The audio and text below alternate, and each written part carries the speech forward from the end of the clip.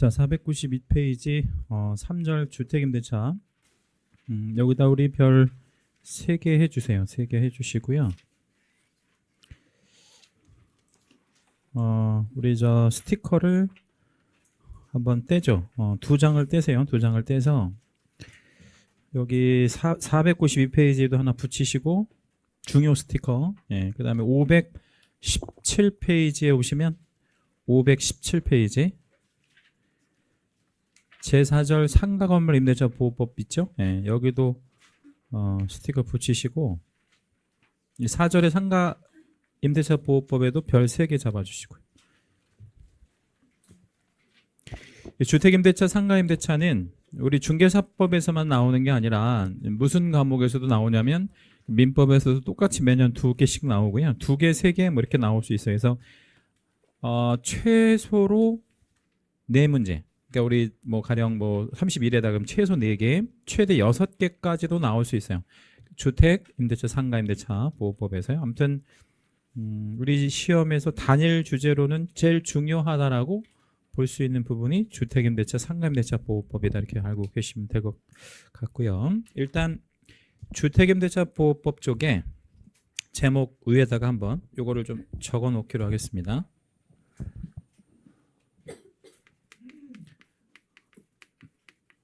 민법 선생님이 얘기하셨는지 모르겠는데 매매는 임대차를 깨트린다. 이런 얘기 민법 선생님이 얘기했나요? 매매는 임대차를 깨트린다. 이렇게 한번 적어볼게요. 매매는 임대차를 깨트린다. 자, 그럼 매매는 임대차를 깨트린다는 게 무슨 말이냐면 매매가 되면 뭐가 바뀌는 거죠? 소유자가 바뀌잖아요. 그럼 소유자가 바뀌면 물건이 변동이 되는 거죠. 그렇죠? 예. 자, 근데 임대차는 누구하고 누구와의 관계가 임대차예요? 임대인과 임차인. 예. 그 둘 간의 관계가 임대차니까 얘는 전형적인 채권 관계 이렇게 볼 수 있겠죠. 예. 그래서 물건과 채권이 대립한다. 예. 그럼 뭐가 우선? 예, 당연히 물건이 우선입니다. 물건 우선 원칙에 의해서 물건이 우선. 이 말을 좀 리얼하게 말씀드리면 이런 말이 되네요. 집주인이나 상가 주인이 바뀌면 세입자는 나가야 한다. 맞나요? 자 다시 이 말이 그러면 이 말에 동의하시나요? 매매는 임대차를 깨트린다라는 말에 동의하십니까? 아니면 동의할 수 없는 말인가요? 여러분이 동의하고 안 하고를 떠나서 이 말은 대단히 유명한 격언입니다. 예, 뭐 진리라고 볼 수는 없지만 법률 격언이라고 하죠. 수천 년부터 법학자들이 만들어낸 격언이죠. 그러니까 이 말은 쉽게 풀면 이런 말이 되는 거죠. 집주인이 바뀌면 세입자는 쫓겨나는 게 원칙이다라는 거죠. 집주인이 바뀌면 세입자는 쫓겨나야 돼요. 누가 바뀌었으니까요.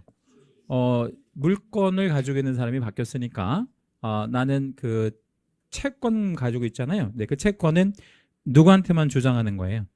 채무자에게만. 예. 근데 채무자가 지금 아닌 사람이 집주인이 왔으니까 나는 그 사람한테 계속해서 임대차를 주장할 수는 없는 게 원칙이다. 그래서 왜 80년대 이전의 드라마나 영화를 보면요, 이런 거 아마 많이 보셨을 거예요. 연세가 좀 있으신 분들은 아주 좋은 집이 있다고 치죠. 2층 집, 아주 부잣집이 있었는데 부잣집 밑에 뭐가 있죠? 반지하가 있는데 반지하에 이제 주인공이 살아요. 예, 주인공은 초등학교 다니는 아이고 엄마랑 둘이 살아요. 아빠는 어디 갔고요? 아니 하늘나라로 간 게 아니고 중동으로 돈 벌러 갔어요. 중동으로 돈 벌러 갔고요. 예. 근데 이 2층 집에도 누가 사냐면 초등학교 아이가 살아요. 둘이는 같은 학교의 친구예요. 예. 근데 이 친구하고 되게 친하게 지내다가 근데 이 2층 집 주인 아저씨도 굉장히 좋은 사람이었어요. 원래는. 예, 근데 이제 이 친구가 어떻게 하게 됐어요? 이제 이사를 가게 되고 이 친구는 이제 전학을 가게 돼요. 여기가 참고로 남자이면 여기는 여자인데 둘이 되게 좋아하다가 이사를 가게 된다고. 그리고 이제 새로운 집주인이 들어왔는데 그 집주인이 어때요? 아주 못된 놈이야. 예, 그래가지고 이제 이 사람이 이제 그리고 새로 들어온 집에도 누가 있어? 이제 초등학교 뭐 아이가 있는데 이번에는 이제 남자아이가 있어가지고 이제 두드러 패고 뭐 이런 이런 상황이고, 근데 내가 참다 못 참아서 이제 얘를 한번 때렸단 말이야. 근데 이제 이 집 엄마가 이제 나가라고 해가지고 이제 리어카에다가 짐 싣고 나가는 뭐 이런 그 광경 드라마에서 많이 보셨죠? 근데 그 나갈 때 항상 뭐가 와요? 눈이나 비가 와. 그리고 이제 애가 이제 엄마 어디로 가 뭐 이렇게 이제 하다가 몇 날 며칠 고생을 하다가 극적으로 이제 아빠가 중도에서 돈 많이 벌어서 왔는데 이 집에 갔더니 없는 거야. 그래갖고 막 헤매다가 아주 결정적인 순간에 가족이 뭐예요? 이제 만나게 돼서 행복하게 살았다. 끝. 이게 이제 드라마잖아요. 그죠? 근데 여기서 80년대 이전은 이런 게 가능했었어요. 그러니까 누가 나가라면 나가야 돼.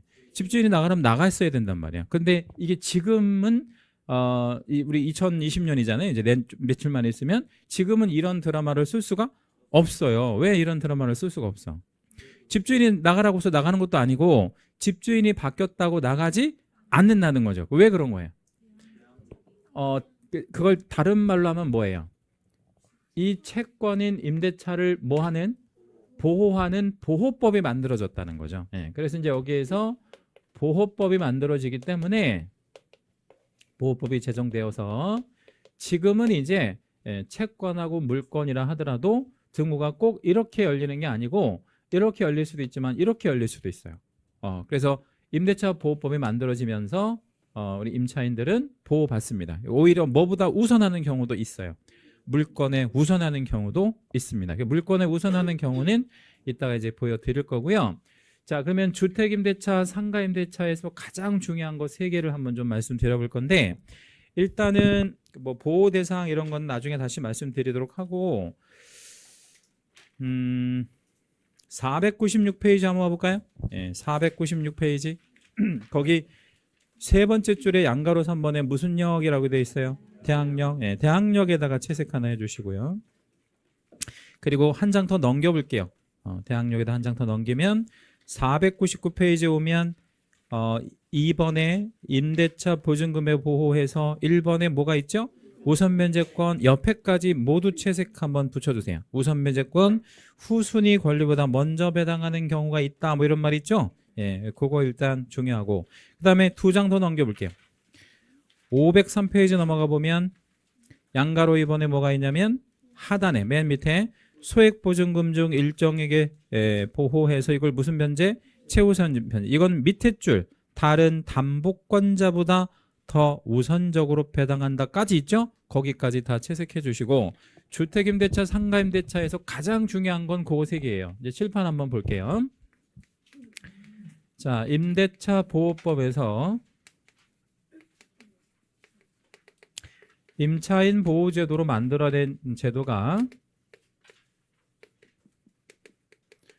크게 3가지가 있는데, 첫째 뭐가 있다고요? 대항력. 아까 말씀드렸던 80년대 이전 드라마는 왜 임차인들이 쫓겨나고 그랬었던 거예요? 뭐가 없어서? 대항력이 없었기 때문에. 근데 80년대 이전만 하더라도 임대차에서 대항력이 없었다라는 건 사실 거짓이고요. 대항력이 있을 수도 있었어요. 어떻게 하면 대항력을 가질 수 있냐면 등기하면. 지금도 등기하면 임대차에서 대항력이 생기듯이 80년대 이전만 해도 뭐 하면 대항력이 다 생겨요. 등기하면. 근데 그게 현실적으로 어려운 게 남의 집 살면서 등기해달라 이걸 누구한테 얘기하기가 어려워. 집주인한테. 그리고 만에 하나 좋은 집주인을 만나서 등기를 해준다 하더라도 뭐 들어가요? 돈이 들어가잖아. 근데 그냥 뭐 살지 뭐 우리 저 집주인 참 좋은 사람인데 이렇게 하고 살지 등기하고 사는 사람은 없잖아요. 그래서 이 대항력이라고 하는 거는 누구의 도움 없고 집주인의 동의, 뭐 도움 이런 거 필요 없고 돈은 들어가고 안 들어가고 돈, 비용 전혀 안 들어가는 방법으로 대항력을 만들어낼 거예요. 그래서 이게 이제 주택하고 상가가 좀 다른데, 주택에서의 대항 요건과 상가에서의 대항 요건이 어떻게 다른지 한번 보여드릴게요. 주택은 일단 뭐 해야 되냐면 인도 플러스 전입신고. 전입신고는 어디 가서 하죠? 주민센터에 가서 하죠. 그죠? 인도는 어떻게 하는 게 인도냐면 주택을 넘겨받는 거죠. 그러면 이 전입신고는 시간대가 몇 시부터 몇 시까지가 가능해요?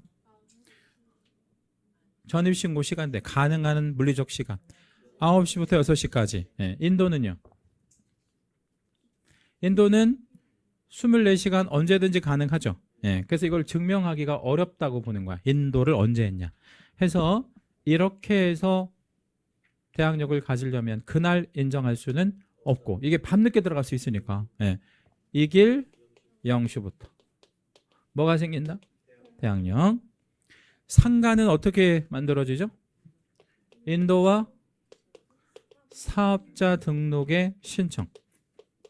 사업자 등록의 신청 하면 이것도 마찬가지. 언제 생겨요? 이 길 다음날 0시부터 생긴다.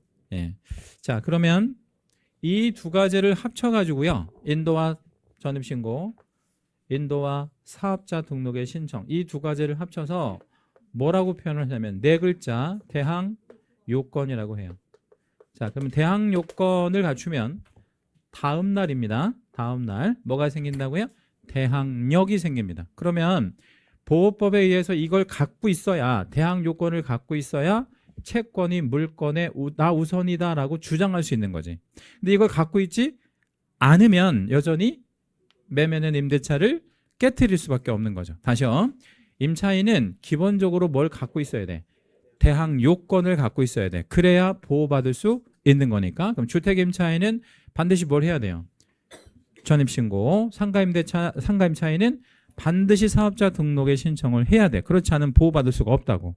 여기까지 이해되셨죠? 예. 근데 이게 귀찮으면 차라리 뭘 하든가 두 글자 등기를 하든가. 예. 근데 등기 하려면 여러 가지 문제점이 있으니까 이 두 개가 훨씬 편할 수 있겠죠. 그래서 대항력이 있으면 자신의 권리를 주장할 수 있으니까 소유자가 바뀌어도 쫓겨나지 않는다. 뭐 이런 얘기죠. 예. 자, 근데 이제 두 번째 넘어가기 전에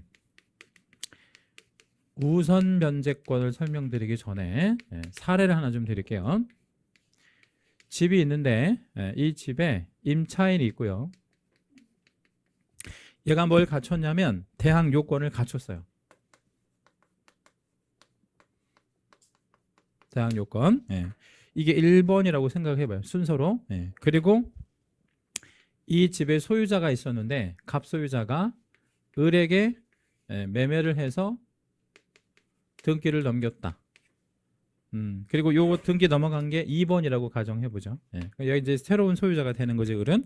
그러면 대항 요건을 갖춘 임차인은 자신의 권리를 새로운 소유자에게 주장할 수 있다? 없다? 있다. 왜? 그게 대항력이니까. 그쵸? 자, 그런데 어떤 문제가 생길 수 있냐면 이 집에 원래 얘가 대항 요건을 갖추기 전에 순서를 이제 바꿔보는 거예요. 이게 2번이고요. 이건 3번이었다고 가정해보고 1번으로 가장 먼저 뭐가 있었었냐면 근저당권이 있었어요. 그럴 수 있어요? 없어요? 있죠. 근저당권이 설정된 집에 대항 요건을 갖춘 거야. 선후 관계가 뭐가 빨라? 저당권이 더 빠른 거죠. 그리고 얘가 이제 대항 요건을 갖췄다고 가정해보면 이 저당권에 의해서 뭐가 넘어갈 수 있어요? 경매 넘어갈 수 있죠. 해서 이제 새로운 소유자가 바뀌었다. 소유자 변경. 소유자는 이제 병이라고 참고로 얘기해 볼게요. 그럼 이 저당권의 실행에 의해서 새로운 소유자 병에게 기존 임차인이 자신의 권리를 주장할 수 있다? 없다? 없다. 왜 없다? 자, 저당권에도요 대항력이라는 게 있을까요? 네. 대항력이라는 건 자신의 권리를 주장할 수 있는 힘이란 말이에요. 그걸 꼭 임차인한테만 있을 거라고 생각하면 안 돼. 모든 권리에는 대항력이 있는 거예요. 근데 이 대항력과 이 대항력은 충돌하죠, 지금. 이거는 경매 집어넣었으니까 얘 나가라고 하는 대항력이고 얘는 못 나가겠다고 하는 대항력인데 두 가지 대항력이 충돌하면 어떤 게 보호받고 어떤 거는 깨질 수밖에 없어요. 선순위 대항력은 보호받고 후순위 대항력은 깨질 수밖에 없죠. 그럼 이 사람은 자신의 권리를 주장할 수 없으니까 여전히 뭐 하네? 쫓겨난다 이거죠. 여전히 쫓겨난다고. 그럼 돈은 받고 못 받고? 돈이라도 받고 쫓겨나면 좋잖아요. 근데 돈 한 푼도 받을 수 없다. 왜 한 푼도 받을 수 없을까요? 임차권은요 사용 수익을 하는 권리죠. 돈을 받을 수 있는 권리가 아니라는 거예요. 그럼 기간이 끝나지도 않았는데 집주인 경매 넘어가서 바뀌면 무조건 쫓겨나야 돼. 원칙이 그렇다는 얘기죠. 그러면 이 제도를 처음 대항력을 만들었을 때 이거면 충분해, 이거면 완벽해 이렇게 생각했었는데 아니더라 이거예요. 왜냐하면 어떤 집에는요, 선순위가 잡힌 집에서는 여전히 쫓겨나더라 이거예요. 그래서 두 번째로 도입한 제도가 바로 뭐예요? 우선 변제권이에요. 자, 그럼 우선 변제권은 어떻게 만들어지냐면 뭐에다가? 대항 요건에다가. 그렇죠? 네. 뭐를 갖추면? 확정일자를 갖추면. 여기서 물론 대항 요건은 주택하고 상가가 좀 다르죠. 네. 확정일자는 똑같지만 갖추면 언제부터? 다음 날 아니고 즉시. 확정일자를 갖춘 즉시 뭐가 생긴다? 우선 변제권이 생겨. 대항력은 이미 생겼고 우선 변제권이 생기는데 이게 우선 변제권이 생겼다는 뜻이 무슨 뜻이냐면, 자, 얘가 이제 확정일자를 받았습니다. 임차인이. 제가 확이라고 해서 한번 써볼게요. 네, 그러면 쫓겨나 안 쫓겨나? 지금 경매 넘어갔을 때 쫓겨나요. 안 쫓겨나는 건 아니야. 쫓겨난다고. 쫓겨나는데 뭐를 받고? 배당을 받고 우선 변제를 받고, 그 대신 우선 변제를 누구 받고 누가 받는 거야? 저당권이 먼저 받고 남으면 임차인이 다음 순위로 받고. 그러면 이 우선 변제권이라고 하는 표현 자체는 무엇보다는 우선일 수 없고 선순위보다는 우선이 안 돼. 그럼 뭐보다만? 그렇죠. 후순위보다 우선하는 권리일 뿐이에요. 잘 기억해 주셔야 돼. 네. 뭐보다 우선하다고요? 후순위보다만 우선하는 권리를 소위 말하면 우선 변제권이다. 이렇게 이야기합니다. 자, 그러면 예컨대 이제 저당권이 돈을 받고 남았어. 얘가 받고 그러면 완벽하다고 생각했겠죠? 당시 이 제도를 만든 사람들은. 그래서 완벽하다고 생각했는데 여전히 실무에서는 쫓겨나는 사람도 많고 돈 못 받아가지고 길바닥에 나가는 사람이 부지기수로 많다 이거예요. 그래서 이거 어떻게 된 거지? 생각을 해보니까 이런 일들이 되게 많더라 이거지. 저당권이 하나만 있는 게 아니고 여러 개 설정되어 있는 집에 임차인들이 들어가더라는 거야. 조사를 해보니까. 근데 저당권이 여러 개 있는 집에 왜 들어가 있어야 임차인들은? 뭐 하려고? 그런 집일수록 싸니까. 싸니까 들어가는 거지. 근데 옛말에 싼 게 뭐라 그래요? 그러니까 이거 위험한 거야.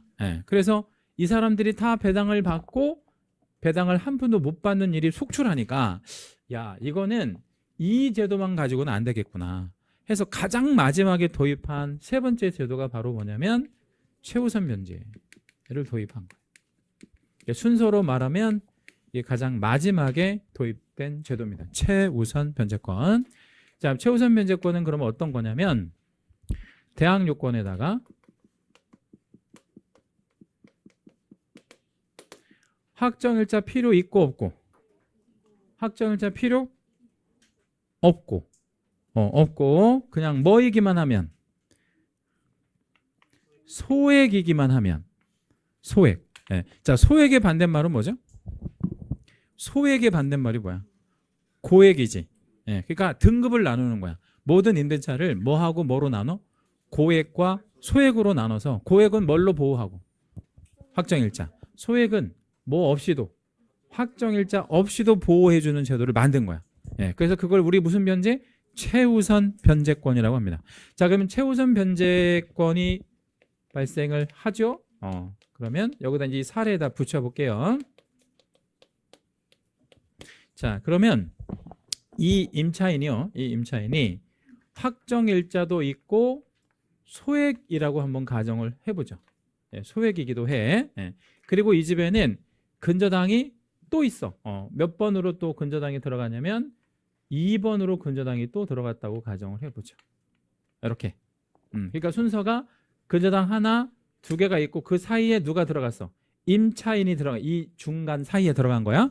그리고 얘는 뭐가 있고? 확정일자도 있고 소액이기도 해. 이제 사례 대충 이해됐죠? 자, 그러면 배당을 해줄 때 이 집이 이제 팔렸어요. 제일 먼저 누구를 배당을 해줄까요? 여기는 최우선 변제라 그랬잖아요. 그죠? 최우선. 그러니까 누구를?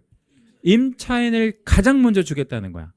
그 대신 그 임차인을 가장 먼저 주는 건 좋은데 모든 보증금을 다 줘버리면 무슨 문제가 또 생기겠나 한번 생각해 보세요. 최우선 변제를 다 줘버리면 무슨 문제? 저당권이 못 받아가는 문제가 생길 수도 있죠. 더군다나 이 집의 소액 임차인이 뭐하면 많으면 얘는 아예 배당을 못 받아가는 문제가 생길 수 있으니까 소액 보증금은 지역에 따라서 다 다르지만 다 주겠다는 게 아니라 일부를 주겠다는 거야. 그래서 그걸 좀 잠깐 보여드리도록 할게요. 여러분 교재 506페이지 한번 와보시겠습니다. 506페이지. 자, 거기 보면 표가 하나 나오죠. 근데 이 표가 지금 제목은 참고로 되어 있는데 이게 참고가 아니고 되게 중요한 그 표예요. 예. 좀 잘못 들어간 겁니다. 중요한 표인데 이거를 다 외우라는 게 아니라 서울 거를 기억해 주시라고. 서울 거. 예. 해서 지금 현재 1, 2, 3, 4, 5, 6에서 6번이 현재 지금 시행되는 제도인데 서울특별시가 지금 얼마라고 되어 있나 한번 봐보세요. 1억 1천에 3,700. 그거 채색하시고 그건 암기하고 계셔야 돼. 이건 실무의 개업공인중개사들도 모두 암기하고 있는 숫자예요. 자, 얼마? 1억 1천에 3,700. 자, 1억 1천은 뭘까요?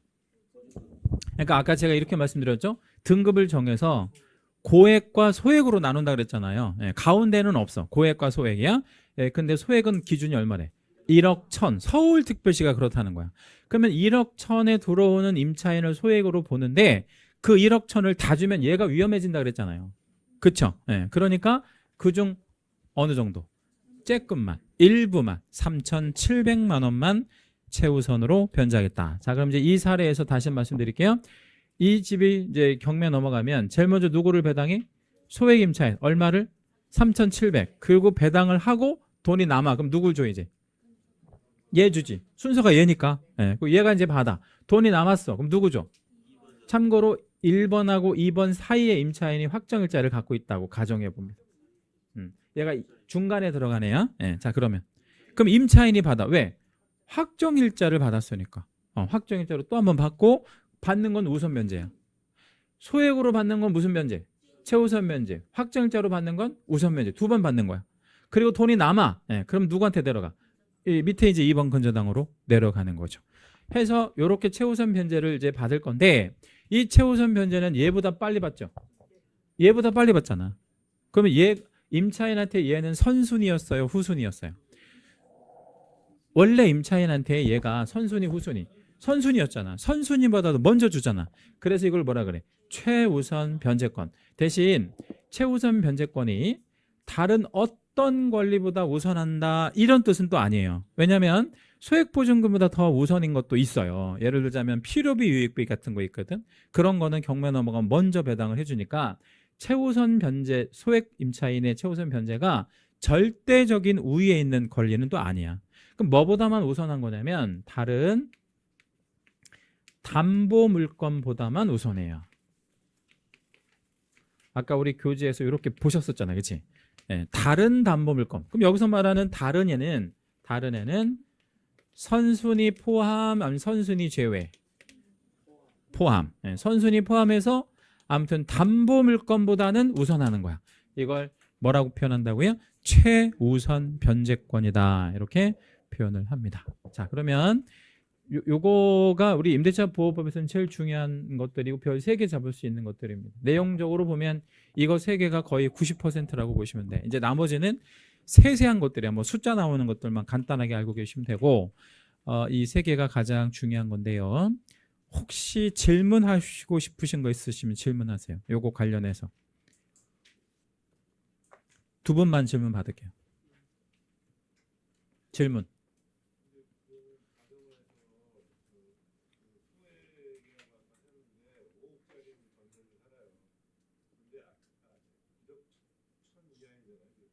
네, 소액은 무조건 1억 천.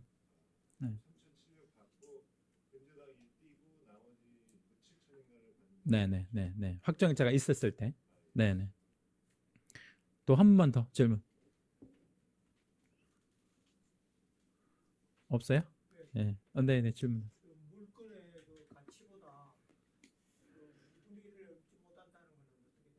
2분의 1을 넘지 못한다는 거. 그게 이게 무슨 얘기냐면 이제 이런 뜻이에요. 소액 최우선 변제를 아까 서울특별시 기준하면 얼마를 해준다 그랬죠? 1억 천에 3,700. 근데 이게 만약에 다가구라면 다가구면 소액이 많죠. 그러면 그 3,700만 원씩 쫙 줬더니 이 팔린 돈이 어떻게 됐어? 다 나가 버렸어. 그럼 이거 위험해지잖아, 얘가 위험해지잖아. 예. 그래서 소액 보증금은 매각 대금의 2분의 1 범위 안에서만 줄 수 있어요. 2분의 1 내에서만. 지금 그거 질문하신 거야. 예, 2분의 1. 예, 매각 대금의 2분의 1 범위 안에서. 그럼 나머지 2분의 1은 누구한테 줘야 돼? 초당권도 줘야지. 그죠? 예, 그래서 소액은 1억 천에 3,700으로 줄이기도 하지만 매각 대금의 몇 분의 몇 범위 안에서 2분의 1. 이거는 주택이든 상가든 동일해요. 근데 여러분 뭘 질문을 하셨어야 되냐면 여기에서 상가는 어떻게 달라요? 요걸 질문하셨어야 돼. 상가. 그러니까 제가 지금 주택만 말씀드렸잖아. 상가는 이 금액이 같겠어요? 1억 천에 3,700 같겠어요? 다르겠어요? 달라요. 상가는 조금 달라. 왜냐면 주택하고 상가는 돈의 어떤 가치가 좀 다를 수 있잖아. 내가 집을 얻는다, 상가를 얻는다, 전혀 가치가 다르잖아요. 그거는 상가는 이따 뒤에서 다시 보여드릴 거고요. 주택만 일단 얼마라고요? 1억 천에 3,700. 기억해 주시면 돼요. 자, 이제 앞으로 쭉 오셔서 세부적인 거 좀 몇 개 쭉쭉쭉 보고 넘어가도록 할게요. 자, 주택임대차 관련해서 492 페이지에 오시면 재정 목적은 뭐 한번 읽어보시고 적용 범위는 뭐 모든 주택임대차에 다 보호할 건데 참고로 외국인도 보호한다, 외국인은 보호하지 않는다. 외국인이 우리나라에서 전세 살 수 있잖아요. 그럼 보호해, 외국인은 보호하지 않아. 보호해줘야지. 예. 그래야 되는 이유. 뭐라고? 사람이니까? 아니 사람이라서 그런 게 아니고 그래야 우리가 보호받을 수 있지. 어디 가서? 그렇죠. 외국 나가서. 예, 그런 거죠. 예. 뭐 물적 범위는 그렇고 한 장 넘기겠습니다. 인적 범위 외국인 뭐 당연히 아까 써 있고 법인도 보호할까요? 법인은 보호하지 않을까요? 원칙적으로 보호할 수가 없어. 원칙적으로 왜? 칠판 잠깐 볼게요. 왜 보호할 수 없죠? 전입신고를 못 하니까. 예. 근데 그 특별법이니까 예외적으로 몇 개 보호받는 법인을 하나 만들어 놨는데 네 번째 줄에 보면 채색 한 번만 할게요. 한국 토지주택공사 채색, 옆에 있는 지방공사 채색, 좀 넘어가다 보면 중소기업 있죠? 중소기업 채색. 그렇게 세 개는 보호받는 법인입니다. 494페이지. 자, 세 개 뭐뭐뭐 보호받는다고요? 한국토지주택공사, 지방공사, 중소기업. 자, 그럼 중소기업 하나만 예를 좀 들어봐 드릴게요. 중소기업이 임대인이 있고요. 중소기업이 주택을 임대차를 해요. 자, 그럼 중소기업이 뭐가 되는 거죠? 임차인이 되는 거죠. 얘가 신분 임차인 맞죠? 예. 얘가 전입신고 할 수 있어 없어? 없죠. 보호받을 수 없잖아. 예. 대신 누가? 종업원이. 중소기업의 누가? 종업원이 이 해당하는 주택에 뭐 하는 거예요? 전입신고를 하는 거예요. 그러면 누구를 보호하겠다는 거야? 종업원을 아니면 중소기업을?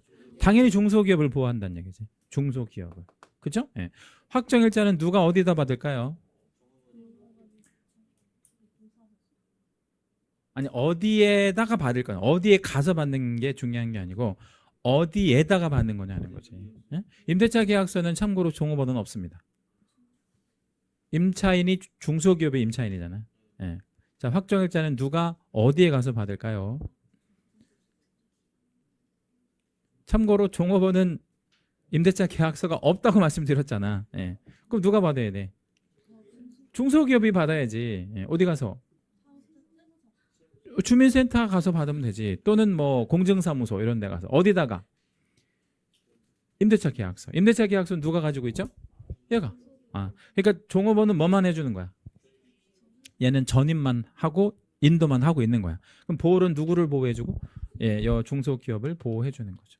이렇게 해서 보호하겠다는 거죠. 얘를 보호하겠다. 예, 그렇게 개념 잡으시라고요. 직원이 사표 쓰고 관두면 어떡하죠? 직원이 사표 쓰고 관둬버렸어. 그리고 전출을 해버렸어. 그럼 어떻게 돼? 대항력이 상실됩니다. 그러면 뭐도 소멸됩니까? 우선 변제권 소멸되고요. 최우선 변제도 다 깨집니다. 그래서 중소기업은 종업원 나가기 전에 어떻게 해야 돼? 바꿔야 돼. 나가기 전에 너 일주일만 기다려. 새로운 직원 들 때까지. 그래서 바꿔치기 해줘야 돼. A 종업원에서 B 종업원으로. 그렇게 하지 않으면 안 돼요. 만약에 근데 직원을 못 구하면 어떻게 되겠어요? 그러면 중소기업이 들어갈 수가 없잖아. 사장이 들어가든 아니면 더 좋은 방법은 등기를 하든 이 방법밖에 없죠. 자, 오른쪽 넘어오시면 임대차 존속 기간이 있는데 임대차의 최단 기간은 몇 년 이렇게 되어 있죠? 2년에 2년에다가 동그라미 채색별표 해주시겠습니다. 네, 자 그리고 오른쪽 여백에다가 한번 적어볼게요. 임대인과 임차인이 서로 3년 하자 이렇게 주장을 했어요. 서로 3년 하자고 하니까 합의된 기간은 몇 년이겠어요? 3년이겠죠. 자, 그럼 3년 유효 무효? 유효합니다. 왜? 2년 이상이니까. 그러니까 3년은 유효한 거예요. 예. 그렇죠? 예. 자, 그러면 2년씩 주장했어요. 그래서 합의는 몇 년 했어요? 2년. 예. 그러면 2년도 유효합니다. 왜? 2년 이상이니까. 예. 자, 얘 1년 주장하고요. 얘 1년 주장했어요. 합의 몇 년 했을까요? 1년. 자, 1년으로 합의했으면 어떻게 될까요? 유효? 아니면 무효? 얘는요. 임차인한테만 유효하고요. 반대로 임대인은 이게 무효라서 2년만 유효하게 됩니다. 예. 그래서 요거는 무효다라는 거죠. 그럼 정리하면 임대인한테는 몇 년이 유효한 거고요? 2년. 예. 그러면 임차인은요? 1년도 주장할 수 있고 2년도 주장할 수 있는 거예요. 예. 그럼 임차인은 모두 다 주장할 수 있네? 네, 모두 다 주장할 수 있어요. 그럼 따지면 누구한테 굉장히 유리해진다는 거 알 수 있어요. 임차인한테. 그래서 만약에 1년만 살다 나갈 거면 1년으로 약정해놓고 1년 살다 나가도 되고 아니면 2년 살다가 나가도 되고. 네. 그래서 이런 걸 편면적 강행 규정이라고 합니다. 그러니까 이 1년은 효력이 없다. 네. 자, 넘어가죠. 대항력 말씀드렸고 우선 면제권 말씀드렸고 최우선 변제권 말씀드렸고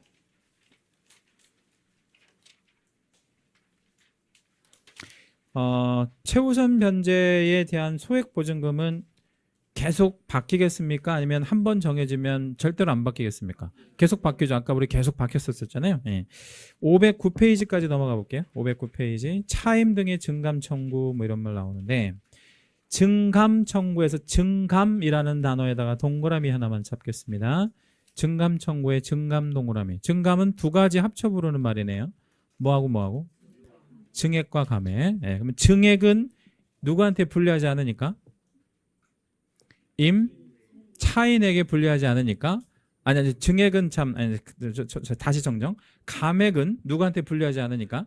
임차인한테 불리하지 않으니까 감액 제한은 따로 없고요. 증액만 누구한테 불리한 거죠? 임차인한테서 증액 제한은 있어요. 네, 증액만 제한이 있다.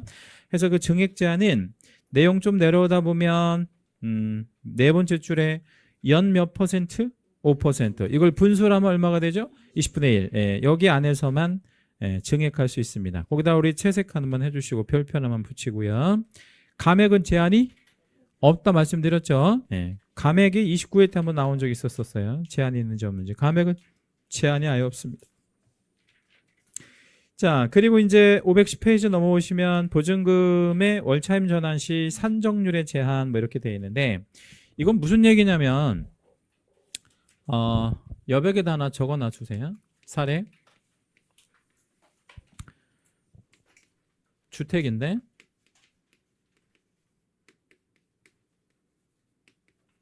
주택임대차 전세 5억 살다가 집주인이 반전세로 바꿔달라는 거죠. 반전세로. 그 반전세 얼마로 바꿔드릴까요? 그랬더니 보증금 2억에 나머지 월세로 달래요. 이렇게 집주인이 요구할 수도 있죠. 이렇게 조건 자체를 바꿔달라고 할 수가 있는데 이러면 얼마를 지금 월세로 달라는 얘기죠? 3억을 월세로 달라는 거잖아. 예. 그럼 지금 3억을 월세로 달라고 할 때 집주인들은 계산을 어떤 식으로 하냐면 3억에다가 곱하기 연 몇 퍼센트를 보통 계산하냐면 24%. 예. 24%라는 건 이제 소위 말하면 EV이자가 되는 거죠. 근데 요즘같이 금리가 저금리 시대에 연 24%면 우리 도저히 맞출 수가 없죠. 그럼 우리 그럼 이사 가면 그만인 거고 이걸 맞춰주기로 했으면 이걸 24%를 줄 필요는 없다라는 거죠. 예, 임대인 계산으로 따지니까. 해서 여기에 적용되는 식이 바로 뭐냐면 월차임 전환 시 산정률에 제한이 있어요. 그러니까 임대인 마음대로 24% 적용하고 그러면 안 된다는 거예요. 해서 이거는 뭐냐면 한번 읽어볼까요? 예, 보증금의 전부 또는 일부를 월 단위 차임으로 전환하는 경우에 그 전환되는 금액에 다음 각 호 중 낮은 비율을 곱한 월차임의 범위를 추가할 수 없다. 뭐 해놓고 1, 5에 보면 은행법에 따른 은행에서 적용하는 대출금리와 해당 지역의 경제 여건 등을 고려해 대통령령으로 정하는 비율이라고 했는데 그 대통령령이 정하는 비율이 시행령 구조의 1항에 보니까 연 1할이네. 연 1할 또는 2호에 다시 올라가 볼게요. 한국은행에서 공시한 기준금리. 한국은행에서 우리 가끔 기준금리 한 번씩 공고하고 그러잖아요. 그 기준금리에 대통령령이 정한 이율을 더한 비율. 그래서 대통령령이 정한 비율이 연 3.5% 뭐 이렇게 돼 있죠. 연 1할하고 연 3.5%. 네, 자 그러면 이제 3억이 전환되면 24%는 적용할 수 없다고 아까 말씀드렸죠? 네, 그럼 둘 중에 하나라 그랬으니까 연 몇 퍼센트나 연 1할이면 몇 퍼센트? 연 1할 10%. 연 1할이니까 10%. 또는 한국은행에서 공시한 기준금리를 알 수가 없잖아요. 그 기준금리를 참고로 1.5로 가정해 볼게요. 1.5%로 가정합니다. 기준금리 1.5. 지금 실제 1.5고요. 이거를 암기할 필요는 없어요. 그러면 얼마가 되는 거예요? 연 1.5 더하기 그다음에 연 3.5%를 더한 것 중에 낮은 거. 그럼 뭐가 더 낮아? 이게 더 낮죠, 이게. 네, 그럼 이건 연 얼마가 돼? 연 5%가 되죠, 그죠? 연 5%나 아니면 10% 중에서 뭐 한 거? 낮은 거를 적용한다 그랬잖아요. 그럼 얘를 적용해야지.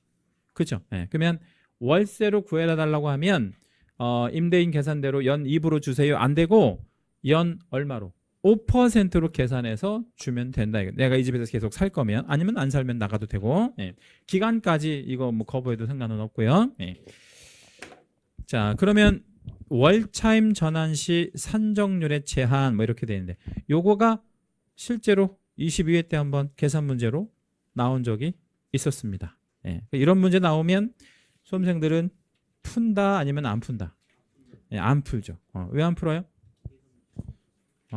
이거 왜 안 푸냐면요. 시간이 많이 걸릴 거라고 그냥 짐작하고 그냥 찍고 넘어가죠. 몇 번으로 찍고 넘어가겠어요? 3번으로 찍고 넘어가서 다 틀리죠. 뭐. 자, 아무튼 요거는 나중에 시간 있으실 때 한번 좀 계산해 보시고 그 다음에 이제 기타 보호에 보니까 임차인 사망 시 그 임차권 승계 제도가 있는데 사실혼 배우자에게 승계하는 그런 제도가 있거든요. 그래서 그 사실혼 배우자라는 게 있는데 그거 잠깐 좀 소개할게요. 옆에다 한번 적어 보겠습니다. 우리나라는 법정혼 국가인가요? 아니면 사실혼 인정하는 국가인가요? 이 법정혼, 요 말하자면 사실혼은 인정하지 않습니다. 사실혼은 법적으로 인정하지 않는 혼이고요. 이건 법률에 의해서 이제 보호받는 혼인데 뭘 했을 때 법정혼이라고 하면 되겠어요? 혼인신고. 이건 혼인신고 안 되고 그냥 동거하는 상태. 근데 만약에 임차인이 근데 어떤 임차인이 주택 임차인이 사망을 하면 우리나라는 원래 뭐를 인정하지 않는 국가라 그랬죠? 사실혼을 인정하지 않는 국가라 그랬잖아요. 근데 임차인이 사망하면 매우 이례적으로 누구랑 누구에게 상속권을 모두 인정하냐면 법정혼 상태의 배우자가 있거나 혹은 사실혼 상태가 있거나 다 모두 인정하는데 이 사실혼자가 하고 같이 동거했다 그러면 뭐가 없을 확률이 아주 많아요. 자, 지금 사실혼자하고 같이 살다가 임차인이 사망했다 그러면 뭐가 없을 확률이 많지? 상속 말고 혼인 신고된 배우자가 없을 확률이 많잖아. 그쵸? 그러니까 쉽게 말하면 두 집 살림하다가 죽었다 그러면 이거는 이것까지 인정할 필요는 없잖아. 예. 그러니까 이제 법정혼이 없는 상태에서 아직 혼인 신고를 안 하고 사망했다. 이러면 이 사람이 사망했을 때 상태가 어떤 상태냐에 따라 좀 다른데 사실혼과 2촌 이내의 법정 상속인이 공동으로 상속을 해요. 자, 이 경우는 어떤 경우냐면 사실혼이라는 개념 자체가를 잘 생각해 보세요.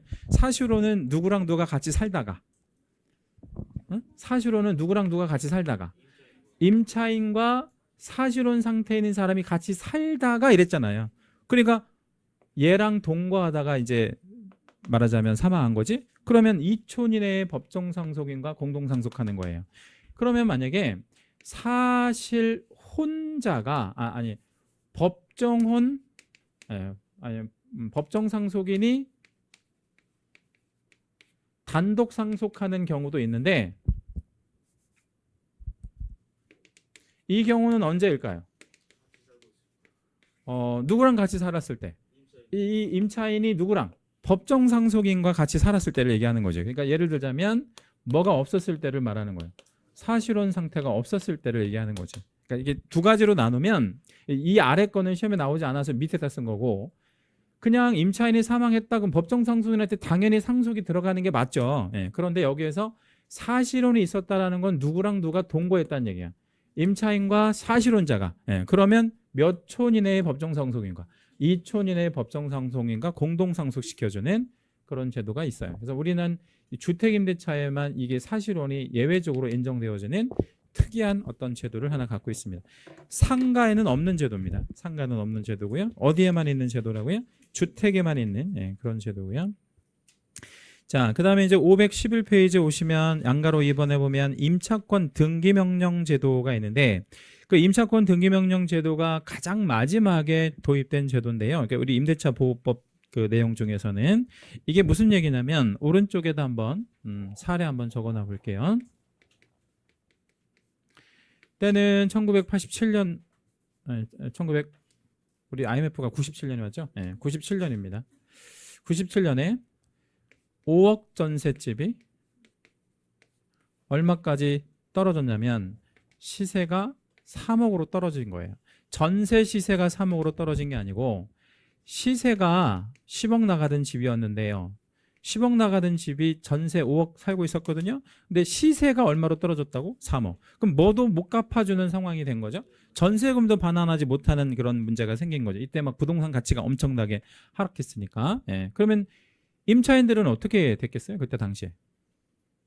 돈을 받고 나갈 수가 없죠. 돈 줄 돈이 없으니까. 근데 이사는 가야 되고 하니까 이렇게 이제 떨어지니까 뭐라도 해놓고 임차권 등기라도 해놓고 이사라도 가라. 근데 자, 이사 가면 어떤 문제가 생기는지 한번 저한테 요거 세 가지 보면서 답변해 줘 보세요. 대항력 일단 깨지고 대항력이 깨지면 우선 매제권과 최우선 변제권이 모두 상실하죠. 예, 그러니까 이사를 못 가는 문제가 생기니까 이건 좀 문제가 있다. 예, 라고 해서 임차권을 강제로 뭐 해주는 등기해주는 등기 명령 제도를 도입한 거예요. 네, 그래서 이 임차권 등기 명령 제도가 도입되는데 한마디로 말하면 이건 이 뜻입니다. 누가 혼자 임차인이 혼자 어디에 가서 법원에 가서 내가 이런 저런 사정이니 이걸 소명한다 그러죠. 뭐를 해주세요? 임차권 등기를 좀 해주세요. 나 뭐 하게? 이사는 가게. 요거 다 안전하게 해놓고 이사는 가게 해서 법원이 이거를 누구한테 명령을 보내? 응? 등기관에게. 등기관에게 명령. 뭐라고? 등기해주라고. 이걸 임대인한테 보내는 게 아니에요. 누구한테 보낸다고요? 등기관에게 보내는 이 제도를 임차권 등기명령 제도라고 합니다. 자, 그러면 임차권 등기명령 제도는 두 가지 조건이 있어야 돼. 시험은 그거 잘 나오는데요. 첫 번째 조건은 뭐고 두 번째 조건은 뭘까요? 이 명령의 조건. 1, 2. 위에서 말씀드렸는데. 일단 기간이 끝났어. 기간 종료. 그런데 뭐를 못 받았어? 보증금 반환받지 못했다. 요 두 가지만 알고 계십니다. 보증금 반환받지 못했다. 이렇게 두 개가 있으면 임차권 등기명령을 신청할 수 있다. 누구 단독으로 간다고요? 임차인 단독으로. 어디 가서요? 법원에 가서요. 예, 법원에 가서. 예, 임대인한테 하는 게 아닙니다. 예. 자, 나머지는 이후 거는 다 안 보셔도 돼요. 예, 잠시 쉬었다가 다음 시간에 상가 임대차법 보겠습니다.